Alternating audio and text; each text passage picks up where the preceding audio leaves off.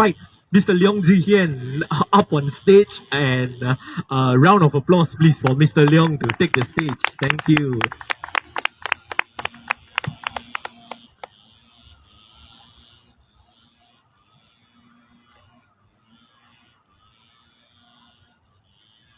Today is the 8th anniversary of the return our CPF protests in 2014, 8 years ago.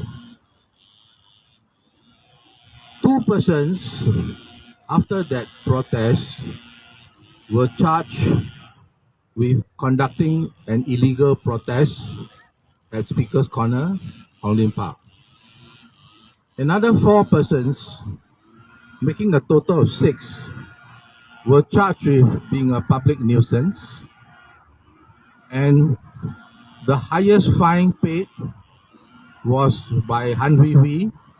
She was fined $3,100. The other person who was charged with conducting an illegal protest was Roy Neng. And the other 4 persons who were charged with being a public nuisance, Janet Low, Ivan Koh, Goh Ek Huat, and Chua Siu Ling. About 10 over of the attendees were called to the police station to be interviewed to assist with the investigations. I understand about a dozen of them were issued with letters of warning. 阿公啊，为什么你不透明？你叫我们每个月给钱给你，你拿去投资，回报率多少？为什么没有跟我们讲？阿公，为什么不透明？你每年给我们的利息，跟你拿我们的钱拿到的回报率分别是多少？为什么没有跟我们讲？为什么没有透明？ We now have about $400 billion in CPF. We don't know what is the weighted average interest rate that CPF is paying on all the different CPF accounts. Because you have ordinary account, 2.5%, special account, Medisave account, retirement account, 4%, extra 1% on the first 60,000. After you are 55 years old, another extra 1% on the first 30,000. But if you add everything together, what is the weighted average interest that we are getting on our CPF? We don't know. But we estimate that it's probably around 3.6%. So the obvious question is, you take $400 billion and then you invest, and if you pay us an average of 3.6%, what is the difference? What is the return that is being derived from investing our CPF? I remember when I started work in 1972, the CPF interest rate was like 6 or 6.5%, and now in the ordinary account, you're only getting 2.5%. Actually, from my research, we probably have the lowest interest of all national pension funds in the world since 1999, 23 years ago, at 2.6% in the ordinary account. So back to the $64,000 question. What is the return derived from using our CPF to invest? We have a clue, and a very recent one. Last year, in its 40th anniversary dinner, it was said that since inception 40 years ago, the annualized return was more than 5% per annum above global inflation. Let me repeat. 40 years since inception, more than 5% per annum above global inflation. So what was global inflation in the last 40 years? It's about 3%. You add the 5 plus the global inflation, you get about over 8%. But there is a problem. When I read what was being said, it doesn't say whether it's in US dollars or it's in Sing dollars. And uh, the last report, I believe, was in US dollars. Or in recent years, most of the reports are in US dollars. So let's give it the benefit of the doubt. If it's US dollar at 8+% nominal return, then the Sing dollar return is about 6%. Because the US dollar 40 years ago was about $2.15 or something, 2.15 Sing dollar to one US dollar, and last year is about 1.35. So the US dollar has fallen by about 30%. If you adjust for that, the return becomes about 6% instead of 8%. So earlier you heard me say that we estimate the weighted average return on our CPF interest paid to us is about 3.6%. So if the return derived is say 6 minus 3.6, you get 2.4% per annum. Now we have more than $400 billion in the CPF. How much is the difference of 2.4% on 400 billion? That's about $10 billion. So in a sense, every year, you have lost about $10 billion. Now imagine if we are like most other countries, the return is returned to the people from pension funds, or very little of the returns are capped, then practically every Singaporean may have a few $100,000 more in their CPF. So in a sense, my friends always joke, maybe this is the mother of all our problems. Because if every one of you, the old ones have a few $100,000 more, the young ones in future, maybe even more than a few $100,000 more, then you will have to solve a lot of the problems that we have today and in the future. Now the problem is further exacerbated by for decades of what we call asset enhancement. See, Singaporeans were told, okay, you can use your CPF ordinary account to buy a house. And they keep telling you it's asset enhancement. This one good investment, the value will go up. And then all of a sudden, in March 2017, Singaporeans had a shock when they were reminded that actually when your 99-year lease ends with your HDB flat, your HDB flat will become valueless. That means all the CPF and the interest that you have used in your lifetime to pay for your HDB flat also gone up in smoke. So, will you have enough money to retire if most Singaporeans are putting most of their savings from the ordinary account into a HDB flat, and then at 99, everything gone.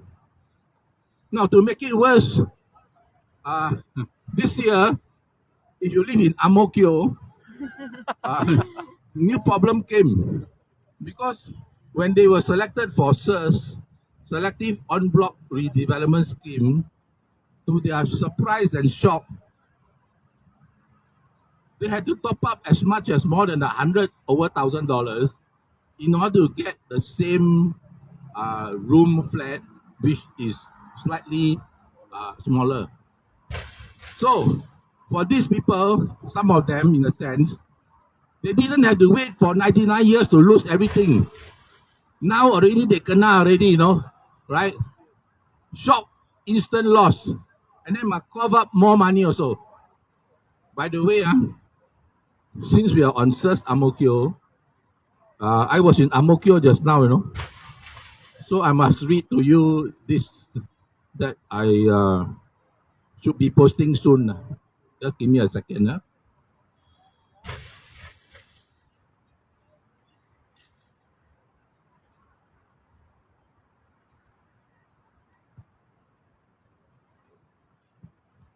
From the grapevine, of course, the grapevine is in Ang Mo Kio, Avenue 10, the 4 blocks that are affected by this surge.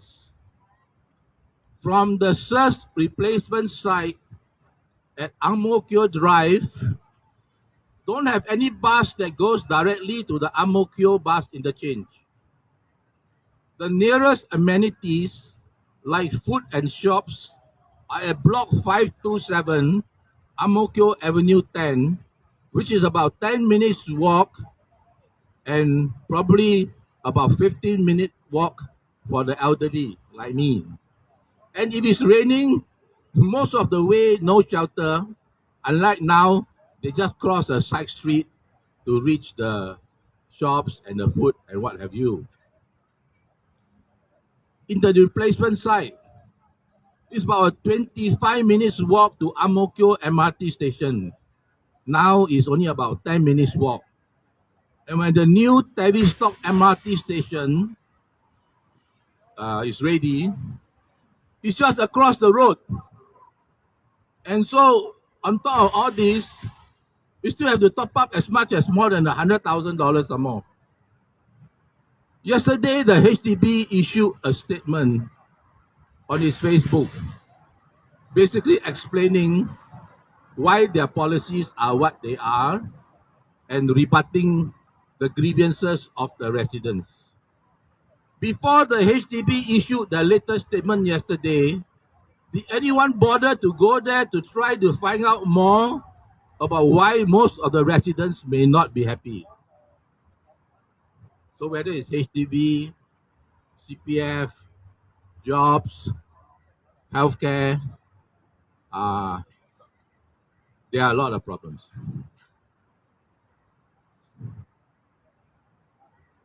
You end up with very likely very little CPF. And let me give you another startling statistic. There are slightly more than 4 million CPF account holders, of which about 40% are inactive CPF account holders. What are inactive CPF account holders? That means they are either self-employed or they never contributed to the CPF for the last 3 months. So they could be self-employed, they could be unemployed, they could be not working at all. But just ask yourself, what country's national pension scheme where 40% of all the people most likely don't have much money in their CPF to retire? And if you look at the numbers, every year they're very sad because every once in a while people will go to parliament and ask, oh, how many people can meet the full retirement sum? How many people can meet the basic retirement sum? By the way, the full retirement sum now is $190,000, I believe. So when you hear statements like, oh, actually it's not so bad, more than half the people can meet. But you must read exactly what is the meaning of half the people can meet. Half of the active CPF members can meet the basic retirement sum. If you take away the inactive CPF members, you take away your house that you have pledged, in any case your house eventually becomes zero also, right? Then we estimate the percentage of people who actually meet the full retirement sum is probably only about 1/4 of the CPF members when they reach the age of 55.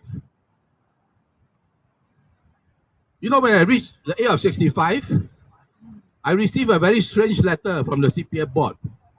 It says something along the lines of, "Dear Mr. Leong, we have automatically delayed your payout every month from 65 to 70.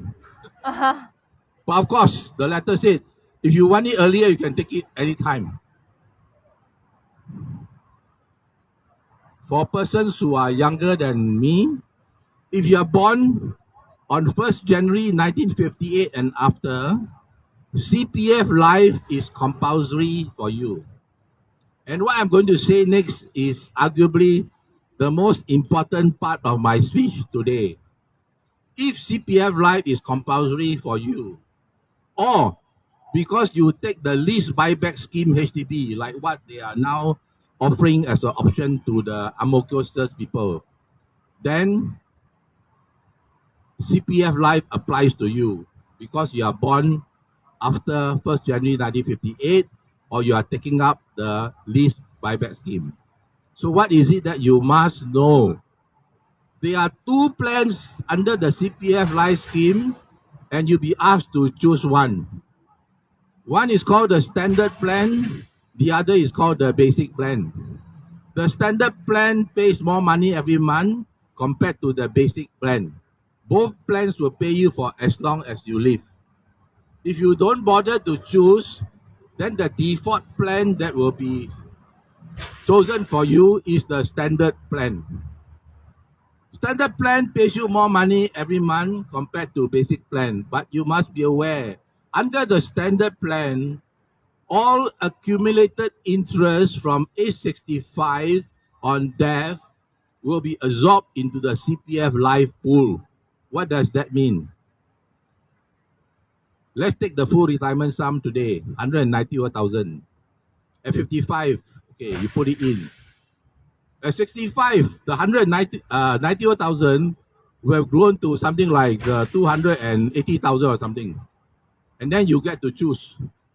You choose the standard plan, or you didn't choose, so they choose the standard plan as the default plan for you.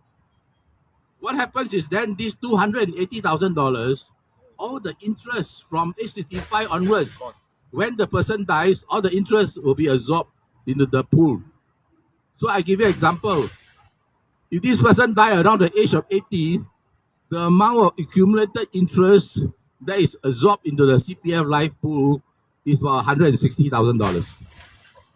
Had he chosen the basic plan, his nominee or nominees in the CPF would have gotten another 160,000 or more or less. Okay, so this one you must know so that you can make the right decision. Because if you don't know and you didn't choose and you end up with standard plan, or you choose and you also choose the standard plan, then one day when you die, you are in heaven, you'll be looking down and say, "Ayah, my poor widow or my poor young children, they could have gotten the $160,000 more, but now they don't have it. I should have come to Hong Lim Park on the 23rd of July 2022. Then maybe I might have made a slightly different decision." You know, for more than, in fact, now almost 20 years, I have my volunteers and I, we have been doing financial counseling for what we call cash-strapped and debt-broke people, needy people. For about 10 years, every Tuesday morning, our volunteers